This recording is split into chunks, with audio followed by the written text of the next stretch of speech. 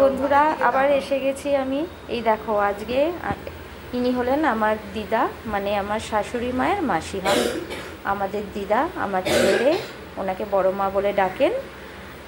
উনি ভীষণ ভালো মানুষ, আর উনি কিন্তু অনেক হেল্প করেন। এত বয়স হলে কী হবে, উনি কিন্তু অনেক আমাদের হেল্প করেন। আমাকে জানেন রুটি বেলে দেয়, আনাজ কেটে দেয়, শাক বেছে দেয়। সবচেয়ে বড় কথা, আমাদের শাক নিয়ে আসেন কাকা, তখন শাকগুলো সব বেছে দেন দিদা বসে বসে।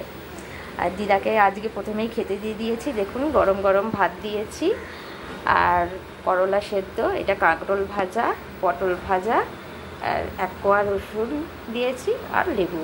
আর এখানে একটু সেদ্ধ ডাল আছে, একটু তেলাপিয়া মাছ খেতে ভালোবাসে দিদা, ওই জন্য করে দিয়েছি।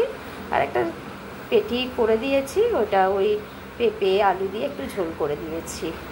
আজকে এই মেনু করেছি। আবার কালকে নতুন ব্লগ নিয়ে আবার আসবো। Thank you. আর খাওয়া দেখি আগে উঠলো কিনা ঠিক না।